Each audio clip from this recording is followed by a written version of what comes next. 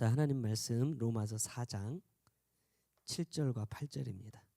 두 절 말씀만 함께 읽겠습니다. 불법이 사함을 받고 죄가 가려짐을 받는 사람들은 복이 있고 주께서 그 죄를 인정하지 아니하실 사람은 복이 있도다 함과 같으니라. 아멘.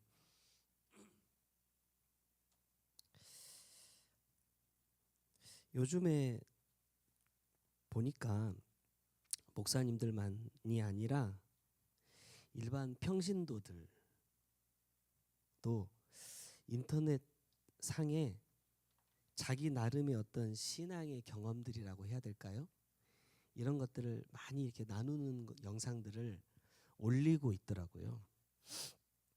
몇 개를 이렇게 쭉 보면서 그분들은 이제 각자 나름대로 자기들의 삶의 자리에서 제법 믿음이 좋다라고 인정을 받으신 분들인 것 같아요. 그런데 그분들이 예를 들어서 꼭 예수 믿으면 교회에 가서 예배를 드려야만 되느냐라는 이런 질문, 아니면 예수 믿으면 꼭 술을 마시면 안 되느냐 하는 이런 질문에 답을 하는 것들을 이렇게 조금 들어봤거든요. 근데 제가 볼 때 하나도 제 마음에 와닿지 않아요. 뭔가 예전에 제가 했던 스타일입니다. 뭔가 야 이게 맞으니까 군말 말고 따라와 이런 느낌이에요. 그 사람들을 충분히 이해시키고 왜 우리가 그렇게 하려고 하는지, 우리가 왜 그러한 삶을 살아야 되는지에 대해서 말하는 게 아니라, 야 예수 믿는 사람 이렇게 사는 게 맞아. 본이 돼야지. 올바르게 살아야지. 그러니까 이해가 안 되면 군말하지 말고 따라와. 이런 식의 약간 뭐랄까 가스라이팅 같은 그런 이야기들을 많이 하더라고요.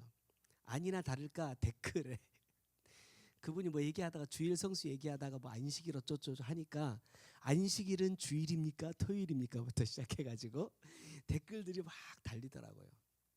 대답을 하나도 못해. 얼마 전에 주의종을 통해서 그런 말씀하셨어요. 아는 것만 말해라. 모르는 것을 굳이 아는 것처럼 말하려고 애쓰지 말라는 거예요. 내가 아는 것만 가지고 말을 해야 내 자신에게 먼저 확신이 있다라는 겁니다. 많은 사람들이 그렇게 생각을 하는 것 같아요.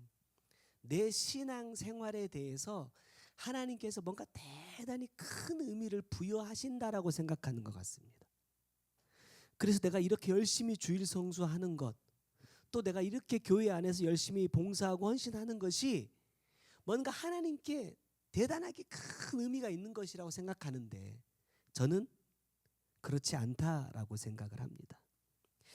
이 로마서 4장 2절의 말씀 보면 이렇게 말합니다. 만일 아브라함이 행위로서 의롭다 하심을 받았으면 자랑할 것이 있으려니와 하나님 앞에서는 뭐라고요? 없대요. 여러분 우리가 다른 사람은 잘 몰라도 아브라함은 그래도 제법 알잖아요. 이 아브라함의 삶 속에 정말 하나님 앞에 자랑할 것이 없느냐? 아닙니다. 아브라함이 하나님 앞에 자랑할 것이 없다고 한다면 우리는 평생 입 닫고 살아야 돼요. 아브라함의 삶을 보시고 하나님께서 그것을 의로 여기셨어요. 또 그를 믿음의 조상 삼아 주셨단 말입니다. 그러나 오늘 본문은 뭐라고 말씀하시느냐? 그것이 아브라함의 행위로서 의롭다 하심을 얻은 것이 아니라는 거예요. 적어도 어디에서만큼은 하나님 앞에서만큼은이라는 겁니다. 저는 이 부분을 이렇게 한번 제 삶을 통해서 이해를 해봤어요. 아마 여러분들 집에도 다 그런 게 하나씩 있으실 텐데 저희 집 안방 문 기둥에 딱 가면 낙서가 쫙 돼 있습니다. 무슨 낙서일까요? 예, 우리 이겸이 초등학교 1학년 때부터 1m를 넘어서면서부터 그 자를 딱 벽에다 붙여놓고요. 연도별로 어떻게 컸는지 이렇게 딱 체크를 눈금으로 체크를 다 해놨어요. 저도 있고 사모님도 있고 유겸이, 은유, 우리미도 다 이게 기록이 되어 있어요. 무럭무럭 컸더라고요. 제가 아이들한테 가끔 그런 얘기를 합니다. 야, 네가 밥 잘 먹어서 컸다고 생각하면 안 돼. 너희들이 그나마 이만큼이라도 큰 건 누구 덕분이에요? 엄마 덕분이다. 제가 이렇게 얘기합니다. 왜냐? 어찌나 밥들을 안 드시는지, 어찌나 밥을 오래 드시는지. 나는 이거 보고 있으면 속에서 진짜 아기 때 얘기입니다. 아기 때 속에서 막 천불이 나요. 천불이. 그래가지고 야, 배고프면 먹겠지, 먹이지 마. 저 이런 얘기를 참 많이 했거든요. 근데 그걸 앉아가지고 1시간이고 2시간이고 그걸 먹이고 있어요. 그러면 어떤 현상이 벌어지느냐? 아침밥 다 먹이고 돌아서면 점심때 돼요. 점심 먹이고 돌아서면 저녁밥, 저 퇴근해서 올 시간 된단 말이에요. 그러면 하루 종일 밥하고 밥 먹이는 게 일이야. 얼마나 힘들어요. 근데 그런 시간을 몇 년, 우리 딸이 아기 때 진짜 밥을 잘 먹었었거든요. 딱 아침에 딱 일어나서 문 딱 열면 엄마가 그 밥하는 그 밥솥에 밥하는 냄새가 딱 나잖아요. 그럼 딱 일어나가지고 엄마 밥이 주세요. 눈 뜨자마자 밥을 달라 했는데 어느 순간 아마 저 떼고 이유식 할 때쯤인가 한 2달인가 3달 정도를 아예 아무것도 안 먹었어요. 그래가지고 저희가 그때 당시에 우리나라에 이유식 맛있게 한다는 업체들 거, 왜 내가 혹시 해서 맛이 없어서 안 먹나 싶어가지고 막 사가지고 다 먹여봐도 안 먹는 거예요. 그때 진짜 우리 사모님 펑펑 울었어요. 왜? 안 먹으니까. 이러다가 애기 큰일 나는 거 아니냐, 제대로 못 크는 거 아니냐 이러면서 막 진짜 막 먹였었는데 어쨌든 지금 결과적으로는 잘 컸잖아요. 야, 내가 뭐 어째서 잘 컸다 이렇게 말하면 안 된다. 이 공은 다 누구에게 있어요? 엄마에게 있다. 그 은혜를 잊지 마라. 제가 이렇게 얘기를 했단 말입니다. 근데 이 아브라함에 대한 이야기를 똑같이 적용을 해봤어요. 자, 아브라함이 믿음의 조상으로 성장을 했습니다. 혼자 컸습니까? 아니더라는 거예요. 물론 아브라함도 하나님의 뜻을 따라가기 위해서 대단히 많은 노력을 했지만 전체적으로 결과적으로 보니까요, 아브라함이 노력해서 그 자리에 올라선 지분보다 하나님이 끊임없이 아브라함과 함께 하시면서 도우시면서 또 기회를 주시면서 참고 인내하셨던 지분이 훨씬 크더라는 거예요. 그렇게 따져보면 누구의 공이 커요? 하나님의 공이 훨씬 크더라는 거예요. 그렇기 때문에 우리가 잘 아는 아브라함이 3일 길을 걸어서 하나님이 지시하신 그 한 산에 올라가서 자기 아들을 번제로 드리는 그 순간에도 히브리서의 말씀 보니까 아브라함의 마음속에 뭐가 있었어요? 하나님이 살리신다. 히브리서 11장에 보세요. 하나님께서 다시 살려서 나한테 주셔. 내가 이 아들을 데리고 다시 산을 내려갈 수 있다라는 믿음이 있었다니까요. 그 하나님을 향한 신뢰가 없었다면 아브라함은요 못 드립니다. 그렇게 따지고 보면 누가 하신 거예요? 하나님이 하셨다니까요.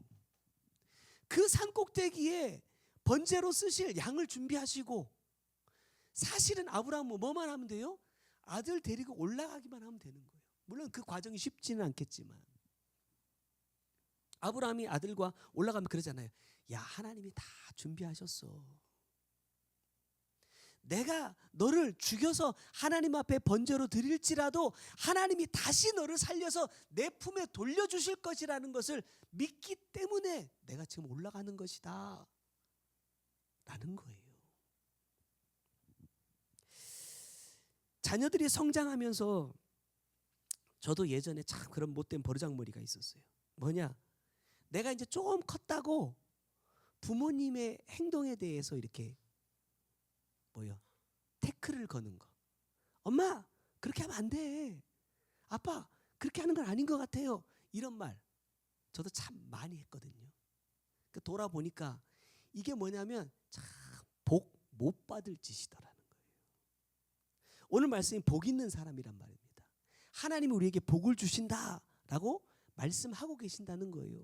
근데 나도 모르는 사이에 무럭무럭 부모님의 은혜로, 하나님의 은혜로 잘 성장해 자라왔는데 지금 여기까지 온 것이 마치 내가 잘해서, 내가 수고해서 이룬 것으로 생각하고 그 은혜를 잊어버리고 내가 부모님의 머리 위에 올라가서, 내가 하나님의 자리에 올라가서 내가 한 것처럼 행세하고 있더라는 거예요. 그래서는 복을 받을 수 없다. 혹 하나님께서 우리에게 복을 주신다 하더라도요, 우리가 지난번에 이 이삭과 에서에 대해서 잠깐 말씀 나누면서 그렇게 말씀드렸습니다. 사실 야곱과 에서에 대해서 말씀드리면서 이삭이 야곱에게 다 축복의 기도를 해 주었어요.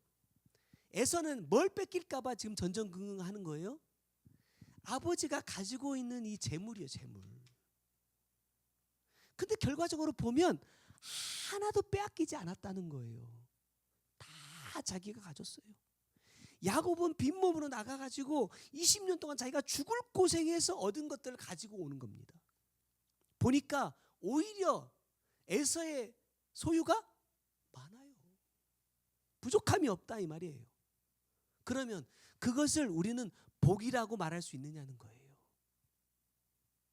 많은 사람들은 솔직하게 말씀드리면 예수를 믿고 있으면서도 에서의 그 복을 사모하는 사람들이 많습니다. 에서와 같은 복을 받기를 원하는 사람들이 많습니다. 생각해 보세요. 야, 너 아버지 곁에서 아버지 가진 거 다 갖는 복 받을래? 아니면 객지에 나가갖고 20년 동안 죽을 고생하다가 하나님께서 주신 거 그거 끌고 오는 복 받을래? 그럼 어떤 복 받으시겠어요?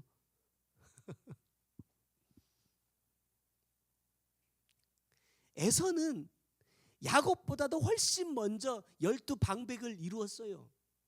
하나님이 원하시는 12지파의 모양을 그럴싸하게 본땄다 이 말입니다.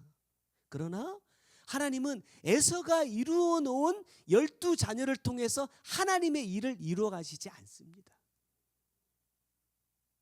야곱이에요. 육의 것은 다 받았지만 하나님은 그것을 복이라고 말씀하신 적이 단 한 번도 없다는 거예요. 에서를 통해서 하나님의 뜻을 이루어 가려고 하나님이 계획하셨지만 에서는 자기가 가진 것에 만족하고 하나님의 뜻으로부터 멀어져 버려요. 그러니까 어떻게 쓰임 받아요? 하나님의 백성을 올바른 길로 돌아오게끔 하는 회초리로만 쓰시고 버려버려요. 우리는 그것을 복이라고 말할 수 없다는 거예요. 여러분, 우리 사역 안에서도 경험적으로 생각해 보면 하나님 주시는 복을 받았던 사람들이 많습니다. 지금 어디 있냐는 거예요. 그 복이 어디 있냐. 여러분, 복을 받아도 이것을 복이라고 생각하면 안 된다 그랬어요. 이것이 하나님의 복이다라고 인정을 받으려면 반드시 이 복은 어떻게 해야 된다고요? 이어져야 된다 그랬어요. 나에서 끝나버리면 복이 아니라 이 말입니다. 우리가 그러한 복 있는 사람이 되려면 어떻게 해야 되느냐. 자, 첫 번째입니다. 불법이 사함을 받고 죄가 가려진 사람이 돼야 된다. 오늘 본문에 말씀하죠. 오늘 이 본문은요, 사실 시편 32편의 말씀을 그대로 갖다 붙여놓은 말씀입니다. 자, 시편 32편 1절에 보니까 이렇게 말해요. 허물의 사함을 받고 자신의 죄가 가려진 자는 복이 있도다. 이렇게 말합니다. 자, 허물의 사함을 받았다. 나는 이 말이 죄가 용서함을 받았다라고 생각하시면 안 돼요. 하나님은 죄는 용서하지 않으십니다. 누구를 용서하세요? 죄를 범한 사람을 용서하세요. 그래서 에덴의 동산에서 심판하실 때도 아담과 여자에게는 뭐래요? 기회를 주시지만 뱀에게는요, 묻지도 않아요. 그대로 심판하셔 버립니다. 그래서 이 말씀은 죄가 아니라 죄를 지은 사람에 대한 말씀이다라고 이해하시면서 들으시면 좋을 것 같아요. 자, 하나님이 어떤 사람의 허물을 사하시고 죄를 가려주시느냐. 5절로 내려가면 내가 이르기를 내 허물을 여호와께 뭐해요? 자복하리라 하고 주께 내 죄를 아뢰고 내 죄악을 숨기지 아니하였더니 곧 주께서 내 죄악을 사하셨다라고 말합니다. 이 말씀을 예수님의 십자가를 통해서 그대로 보여주셨어요. 여러분, 예수님이 십자가에 달리실 때 옷을 입었어요? 안 입었어요? 안 입었습니다. 다 벌거벗었습니다. 무슨 말이에요? 감출 것이 없다라는 거예요. 아무것도 감추지 않고 그대로 다 드러내고 죽었다는 얘기예요. 오늘 이 시편 32편 5절의 말씀과 똑같은 겁니다.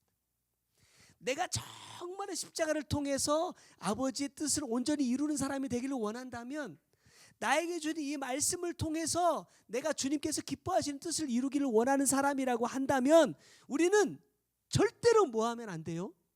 죄를 숨겨서는 안 된다는 거예요. 가려서는 안 된다는 거예요. 어떤 죄라 할지라도 하나님 앞에 그대로 가지고 나와서 자복하고 아뢰고 숨기지 않아야 뭐 할 수 있어요?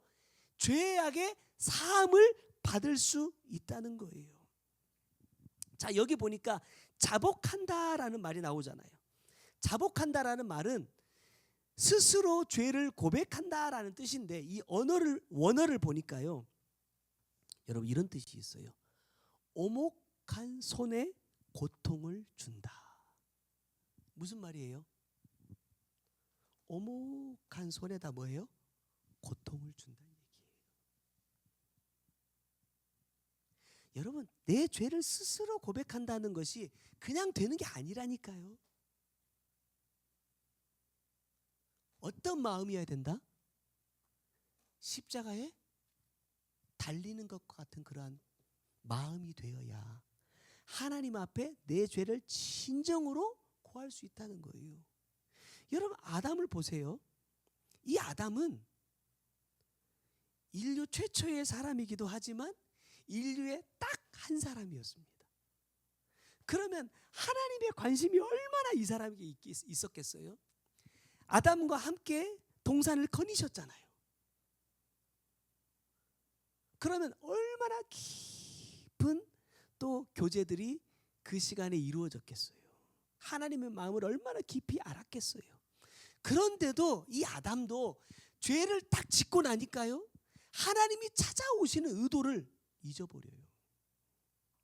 하나님이 왜 지금 나를 아담아 부르시는지 그 목적을 잊어버린다니까요. 하나님의 마음을 그동안 동행하면서 함께 거닐면서 살면서 내가 알았던 그 하나님의 깊은 마음들을 한순간에 다 잊어버린단 말이에요. 우리가 많이 들었으니까 그래 회개해야 죄사함 받고 구원받을 수 있다고 하시니까 내가 무슨 죄를 지어도 회개해야지 내가 생각으로는 할 수 있지만 막상 그 상황이 나에게 딱 닥치면 어때요? 잊어버립니다. 그 말씀이 생각이 난다면 그 말씀이 내 마음 가운데 있다면 여러분 죄를 안 짓겠죠. 죄를 짓는 일을 무서워하겠죠. 근데 그게 없다는 거예요.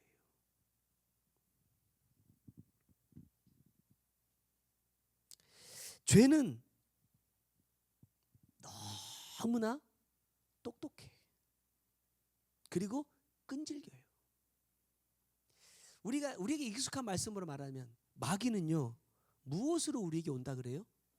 광명한 천사로. 뭘 가지고 와요? 하나님의 말씀을 가지고 옵니다. 어떻게 분별해요? 광명한 천사로 내게 다가오고 하나님의 말씀을 가지고 온다니까요. 그런데 여러분 보세요. 권사님, 제가 카톡으로 링크 하나 보내드린 거 있죠? 그거 한번 앞에만 잠깐 틀어봐 주실 수 있어요? 제가 유튜브에서 찬양을 듣다가 너무 은혜로운 찬양을 하나 발견했어요. 이걸 한참 들었거든요. 와, 대단하다 그랬는데 핵심을 딱 짚어줬어요. 그래서 제가 조용히 창을 닫았습니다. 뭔 것 같아요, 여러분? 한번 보세요. 자, 권사님 한 번 더 눌러주세요. 무슨 차이예요? 우리는요 너라고 안 합니다. 네 죄에 관심 없습니다. 누구 죄예요? 내 죄예요. 이것만 딱 나로 바꿨으면 좋았을 텐데 너래요. 이 차이를 나한테 딱 가르쳐 주는 거예요. 근데 목사님 저 가사에 다 너네요. 아, 그래서 안 되는구나. 누구를 찾아요? 내 죄를 찾고. 누가 죄인이에요? 내가 죄인이어야 된다는 거예요. 그래야 바뀐다는 거예요. 제가 아까 그걸 뭐 설명을 안 하겠지만 정말 우리나라에서 정말 유명한 교회예요. 그리고 그 목사님이 가사를 쓰신 거예요. 처음에 참 저도 모르고 들으면서 야 찬양 너무 좋다 한 10번은 들었나 봐. 구석에 앉아가지고 컴퓨터로 틀어가지고 계속 듣고 여보 이거 너무 좋다 탁 들려줬는데 이걸 딱 짚어줬어요. 가사가 다 너다는 거예요. 나여야 되는데. 여러분 어떠십니까? 왜 내가 복을 받지 못할까? 누구의 죄를 찾아요? 누구의 죄를 회개해요? 정말 내 죄를 회개하고 있느냐? 내 죄를 보고 있느냐? 마가복음 1장 4절에 보니까요. 세례 요한이 광야에 이르러 죄 사함을 받게 하는 회개의 세례를 전파했다. 이렇게 말합니다. 근데 세례 요한이 나중에 사람들에게 이렇게 말해요. 사람들이 찾아와 가지고 네가 그리스도냐라고 이렇게 물어요. 그때 요한은 뭐라고 말합니까? 아니다고 말하면서 이렇게 말해요. 나는 너희에게 물로 세례를 베풀지만 장차 오실 그분은 무엇으로요? 불로 세례를 준다 이 말이에요. 물론 어떤 영적인 신학적인 의미들도 있겠지만 저는 이 말씀을 이렇게 받았습니다. 야, 내 죄를 봐야 돼. 내 죄를 회개하게 돼. 누구를 만나면요? 진짜 예수를 만나면. 여러분 얼마나 많은 사람들이 요단강에 와서 세례를 받았게요. 그 사람들 중에는 예수님의 제자가 된 사람도 있었고 예수님을 따르던 수없이 많은 무리들 가운데 대부분의 사람이 아마도 이 요단강에 와서 세례 요한의 이 복음을 듣고 회개하고 세례를 받은 사람들이라 이 말입니다. 근데 주님은 그 사람들의 손에 붙들려서 십자가에 죽어요. 뭐 하지 않았기 때문에? 불세례를 받지 못했기 때문에. 너의 죄는 찾고 너의 죄는 보고 내 죄를 보지 못했기 때문에. 여러분 어떤 사람이 죄 사함을 받을 수 있습니까? 어떤 사람이 죄를 덮어주심의 은혜를 받을 수 있느냐? 내 죄를 하나님 앞에 고백하는 사람입니다. 내 죄를 하나님 앞에 그대로 자복하는 사람이 뭐예요? 용서를 받을 수 있다는 거예요. 어쩌면 우리가 지금까지 수없이 많은 말씀을 들으면서 알고 있지만 간혹 그렇게 생각할 때가 있었어요. 저도 야 언제까지 회개를 계속해야 되지? 야, 이 회개의 삶이라는 게 정말 힘들다 라고 생각했단 말입니다. 근데 말씀을 준비하면서 주님께서 한 가지 깨닫게 하시는 게 뭐냐면 주님은요 우리에게 주님의 십자가를 지고 따라오라고 말씀하신 적이 없어요. 누구 십자가예요?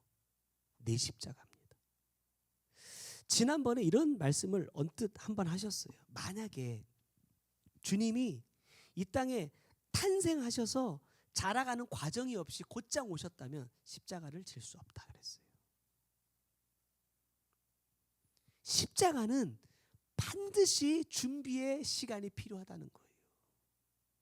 우리가 아무리 말씀을 받고 회개의 중요함을 알지만 안다고 해서 내가 그 죄를 찾아서 기도한다고 해서 죄가 용서함을 받는 것이 아니더라는 거예요. 왜? 기도는 하지만 삶으로 돌이키는 것이 안 되더라는 거예요. 죄를 끊어버리는 삶이 안 되더라는 거예요. 잘못됐다라는 것을 알면서도 고쳐지지가 않더라는 거예요. 뭐가 없기에? 과정이 없어요. 내 십자가를 지는 데까지 내가 자라가야 된단 말입니다. 그 십자가를 감당할 수 있는 믿음으로 그러한 사람으로 성장해 가야 된다라는 거예요. 그래서 예수님도 30년을 기다리셨다는 거예요. 아버지의 때를, 아버지의 뜻을 이루기 위해서. 근데 우리는요, 기다림이 없어요. 아는 것을 내가 믿는 것이라고 착각하면서 자꾸 해버려. 그러니까 뭐예요? 실패하더라. 제가 지난주에도 말씀드렸잖아요. 시범을 보여주는 것을 몇 번 보면요, 내가 마치 할 수 있는 것처럼 착각해. 그래서 해봐! 그럼 다 실패해버려요. 내가 겪어야, 내가 될 때까지 수없이 반복해야 내 것이 되는데, 말씀을 통해서 들어. 많이 듣다 보니까 어느 순간 내가 그것을 할 수 있는 사람인 것처럼 내가 착각해버리는 거예요. 그렇겠네. 맞네. 그렇게 하면 되겠네. 그래서 누군가가 물을 때도 그냥 쉽게 말해요. 내 것이 아닌 다른 사람의 것을 가져다가 말해. 여러분, 설교도 마찬가지 아닙니까? 야, 어떻게 하면 내가 아브라함의 복을 받을 수 있느냐가 아니라, 아브라함이 이렇게 해서 복을 받았으니까 여러분도 복을 받으세요. 못 받습니다. 왜? 아브라함도 과정이 있었다니까요. 갈대아 우르에서 처음 아버지를 따라가지고 오다가 하란에 머무르는 또 실패의 과정도 있었다니까요. 거기서 자기 형제가 죽고 가족과 나눠지는 아픔이 또 있었다니까. 그런 수없이 많은 과정들을 통해서 하나님이 지시하신 한 산에 내 아들을 번제로 드릴 수 있는 믿음의 사람으로까지 성장했다는 거예요. 결론은 그렇습니다. 내가 주님처럼 준비하고 자라간다면 나도 뭐 할 수 있어요? 내 십자가를 질 수 있다. 그러한 준비가 되었을 때에 비로소 내가 뭐 할 수 있어요? 내 죄를 자복할 수 있는 겁니다. 그냥 들어서 안다고 생각난다고 하나님 내가 이런 죄를 지었어요, 저런 죄를 지었어요 라고 내가 해봐야 의미가 없다는 거예요. 제가 여담입니다. 센터에서 이제 말씀 끝나고 기도 사역할 때 목사님들 기도해 주세요라고 이렇게 할 때가 있어요. 그럼 가끔가다 어떤 분들은 보면은요, 자기 아는 어떤 사람을 막 끌고 쫓아오는 사람이 있어요. 기도해 달라고. 다른 분들 기도하고 있는데 옆에 와가지고 서 있어. 그럼 어떻게 해야 돼요? 야, 뭐 그 기도가 그렇게 어렵냐? 가서 그냥 손 얹어주고 하나님 도와주세요 하면 되지. 그러면 얼마나 좋겠습니까? 여러분, 그렇게 쫓아다녀봐야 아무 의미 없어요.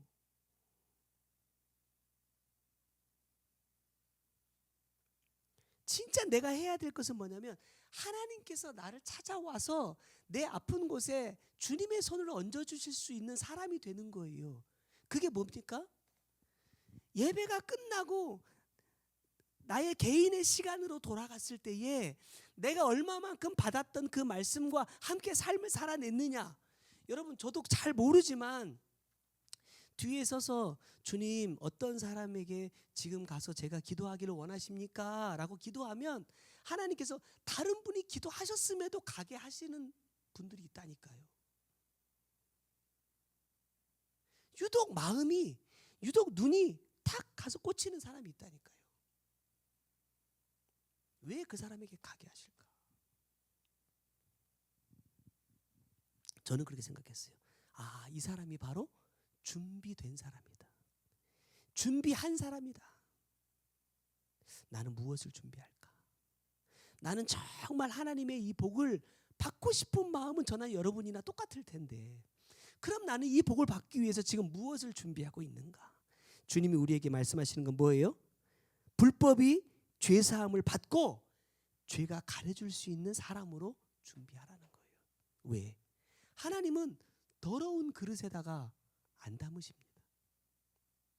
뭔가 그 가나 혼인잔치 그 집의 항아리에 물이 남아 있었다면 갖다 부으라고 안 하셨다 이 말이에요. 다 비워지고 나니까 갖다 부으라고 말씀하셨다는 거예요.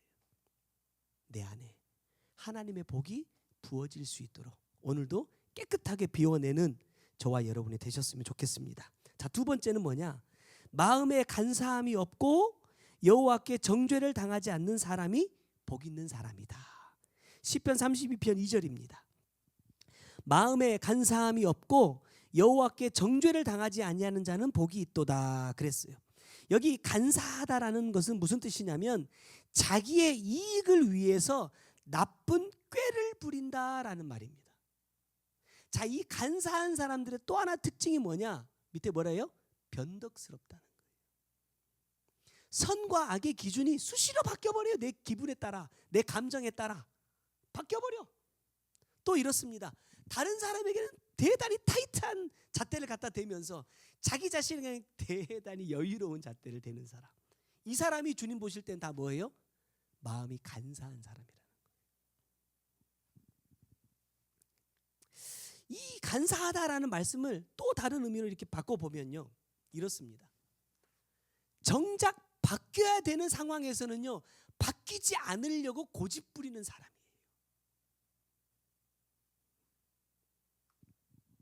하나님이 그 삶을 칭찬하셨던 욥을 보면 여러분 다 읽고 마지막에 아내가 떠나가면서 뭐라고 말해요? 하나님을 저주하고 죽어라 그래요. 그런데도 안 흔들립니다. 근데 언제 흔들리죠?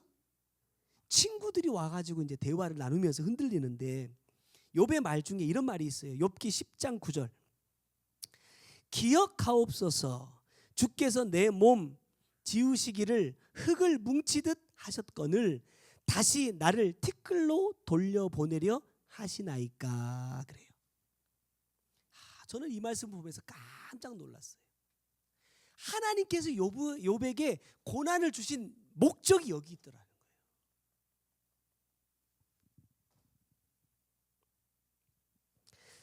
우리가 잘 아는 창세기 3장 19절 말씀에 뭐라고 말합니까? 너는 흙이니 흙으로 돌아갈 것이니라. 여기서 흙은 뭐예요? 티끌입니다. 자, 지금 욥이 말하고 있는 이 티끌이라는 건 뭐예요? 나의 원점입니다. 나의 원점. 나의 근본입니다. 근데 지금 욥의 상태는 어떤 상태예요? 흙으로 뭉쳐진 상태예요. 어떻게 뭉쳐졌을까요? 야, 나는 동방에 제일 재산이 많은 사람이야. 나는 자녀를 10명이나 낳은 사람이야.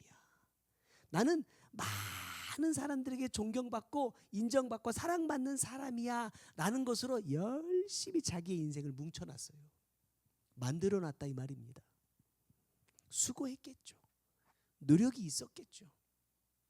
그러나 하나님이 원하시는 것은 네가 얼마나 멋지고 아름답고 영화로운 사람으로 뭉쳐졌느냐가 아니더라는 거예요. 어떤 환경 속에서도 어떤 상황 속에서도 욥뿐만 아니라 모든 하나님의 사람은 잊어서는 안 되는 게 뭐예요? 나는 뭐다? 흙이다. 나는 티끌이다. 라는 것을 잊어서는 안 된다는 거예요. 근데 어느샌가 욥은 그 사실을 잊어버리기 시작했어요. 심지어는 뭐라고 말해요? 나 티끌로 안 돌아가고 싶다라고 말한다는 거예요.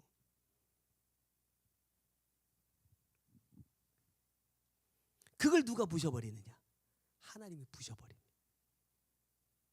너 이런 존재였어. 너 이런 사람이었어. 너의 근본은 이거야. 이거를 잊지 않아야 네가 뭉쳐놓은 그것도 내가 지켜줄 수 있고 네가 뭉쳐놓은 그 삶을 통해 내가 영광을 받을 수도 있는 거야. 그것이 너의 것이 되면 네가 그것의 주인이 되어버리면 네가 흙이라는 사실을 잊어버리면 너는 나랑 상관이 없는 사람이야.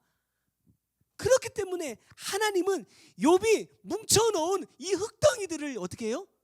부숴버릴 수밖에 없었다는 거예요. 그러니까 나중에 욥이 뭐랍니까? 나중에 말해요. 내가 할 수 있는 게 아무것도 없다는 거예요. 해가 어디서 떠서 어디로 가는지, 바람이 어디서 불어서 어디로 가는지, 이게 어떻게 생겼는지, 저게 왜 저런 현상이 나타나는지 나중에 돌아보니까 내가 아는 게 하나도 없더라는 거예요. 내가 할 수 있는 게 아무것도 없더라. 그럼 누가 했다는 거예요? 하나님이 다 하셨더라는 거예요. 근데 그 가장 기본적인 사실조차도 내가 어느샌가 잊어버리고 살더라는 거예요. 티끌이었던 우리 속담으로 말하면요, 올챙이였던 시절 잊어버리고 지금 개구리라고 신나게 뛰고 있는 내 모습. 그것을 주님께서 욥을 통해 보게 하시더라는 거예요. 여러분, 우리가 절대로 잊어서는 안 되는 게 뭐라?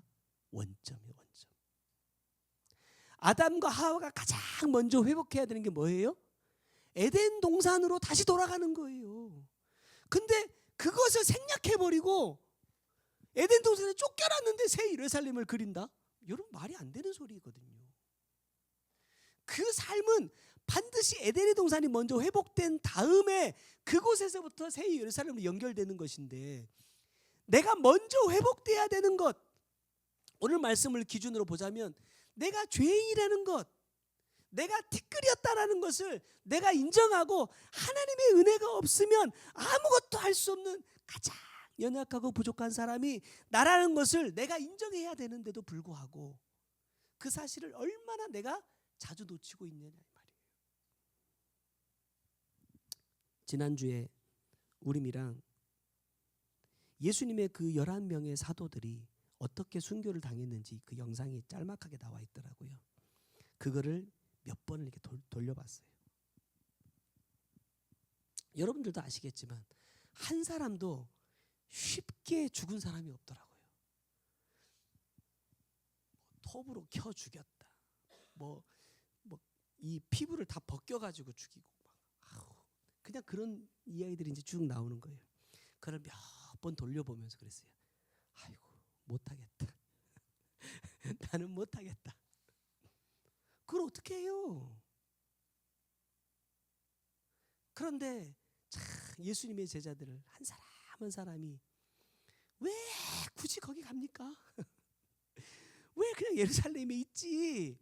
왜 그 이교도들한테 가가지고 굳이 복음을 전하다가 거기서 그렇게 끓는 가마 속에다 던져버리고 톱으로 켜서 죽이고 칼에 목베임 당하는 건 정말 아주 그냥 편하게 죽은 거더라고요.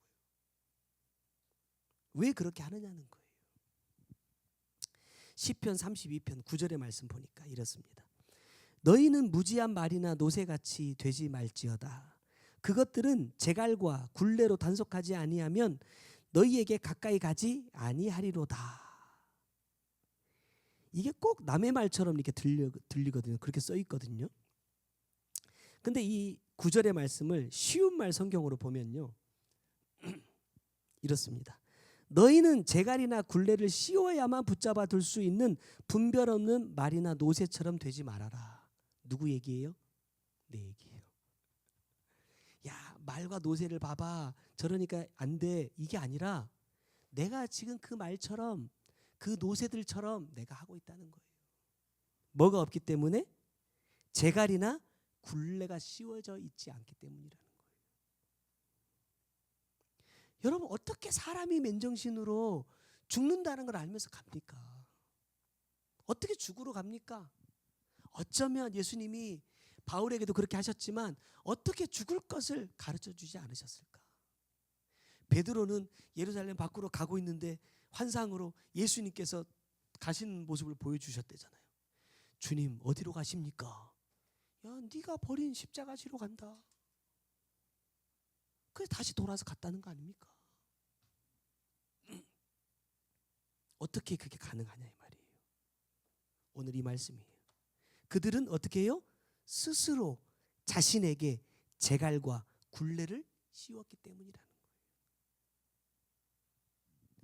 여러분, 우리의 생각과 마음에 마음껏 날개를 달아주면 창세기 6장 5절 말씀, 여호와께서 사람의 죄악이 세상에 가득함과 그의 마음으로 생각하는 모든 계획이 항상 악할 뿐임을 보시고, 마가복음 7장 21절, 속에서 곧 사람의 마음에서 나오는 것은 악한 생각 곧 음란과 도둑질과 살인과 뒤에 점점점점점. 놔두면 된다 안 된다? 어떻게 해야 돼요? 제갈을 물려야죠. 굴레를 씌워야 한다는 거예요. 하나님의 말씀으로 재갈이 물려지고 하나님의 말씀으로 굴레가 씌워지지 않으면요, 내 생각은, 내 마음은요, 마음껏 죄를 짓는 일로 빠져들어 버려요. 그래서 야고보서 1장 26절에 이렇게 말씀하죠. 누구든지 스스로 경건하다 생각하며 자기의 혀를 재갈 물리지 아니하고 자기의 마음을 속이면 이 사람의 경건은 뭐다? 헛것이라는 거예요. 그래서 야고보서 3장 3절에 보면 스스로 재갈을 물리고 네 몸을 제어해라 이렇게 말씀합니다. 여러분, 어떤 사람이 마음에 간사함이 없어요? 재갈을 물리는 사람입니다. 굴레를 씌우는 사람입니다. 하나님의 말씀에 스스로 나를, 이런 표현이 정확하게 맞는지 잘 모르겠습니다, 가두는 사람입니다. 하나님의 말씀의 틀 안으로 들어가는 사람입니다. 그래야 내가 죄를 짓지 않을 수 있어요. 내 경건이 헛되지 않을 수 있어요. 여러분, 말씀 잘 보세요. 경건을 이룬다니까요. 사람들이 경건하다 인정한다니까요. 사람들이 믿음이 좋다라고 인정받는 사람입니다. 그런데 하나님 앞에서 그 경건은 뭐다? 헛것이라는 거예요. 누구에게 인정받아야 됩니까? 하나님께 인정받아야죠. 사람에게 인정받는 믿음, 사람에게 인정받는 신앙과 경건은요, 아무 소용이 없어요. 헛것이에요. 하나님께서 인정하시는 것, 그 경건을 내가 이루려면요, 재갈을 물리라, 고삐를 씌우라는 거예요. 하나님의 말씀 앞에. 그렇게 살아가는 자만이 뭐 할 수 있습니까? 하나님의 복을 받는 자가 될 수 있고요. 이것이 여러분 유지가 되어야 하나님이 나에게 복을 주셨다 할지라도 이 복이 지켜집니다. 유지가 된다 이 말입니다. 그래서 저와 여러분이 스스로 재갈을 물려서 자기의 몸을 제어하고 하나님의 말씀에 순종함으로 복을 받고 누리고 이어가는 복 있는 사람들 꼭 될 수 있기를 주님의 이름으로 축원합니다. 기도하겠습니다. 사랑하는 주님, 감사합니다. 하나님의 복을 우리 가운데 주기를 원하시는 또 귀한 시간입니다. 어떤 복으로 우리에게 찾아와 주실지 우리는 다 알지 못하지만 주님 사모합니다. 주님 간절히 기다립니다. 그 복을 내가 받는 것으로 끝나지 않고 그 복을 누리게 하시고 그 복이 우리의 자녀들에게도 이어져 갈 수 있는 그 은혜가 우리 가운데 반드시 나타나도록 주님 축복하여 주옵소서. 또 오늘부터 또 3일간 선교로 교회 성회를 통해서 주실 귀한 말씀 주님 놓치지 않게 하시고 하나님 정말로 이 시간 통해서 내가 내 자신의 죄를 더 깊이 발견하고 그 죄에서 돌이켜서 죄 사함 받고 하나님께서 우리의 죄를 덮어주실 수 있는 복 있는 사람이 바로 내가 될 수 있는 은혜의 시간이 꼭 되게 하여 주옵소서. 귀한 예물 주님 앞에 올려드립니다. 아버지의 뜻대로 사용하시고 영광을 받아 주옵소서. 지금은 우리 구주 예수 그리스도의 은혜와 아버지 하나님의 크고 놀라우신 사랑과 성령님의 감화 감동하시고 역사하시며 보호하시는 귀한 은혜가 하나님 우리의 모든 죄가 사함받고 죄가 가려짐으로 복 있는 사람이라 인정받을 수 있는 자 되기 원하는 주의 사랑하는 성도들 머리 위에 그들의 가정과 삶의 모든 터전 위에 이제로부터 영원토록 함께 계실지어다. 아멘. 주께서 친히 내 손 붙잡아 주시며 내 걸음마다 늘 인도하셨네. 험한 세월 다 지나 보내고 따뜻한 품에 날 안아주신 주님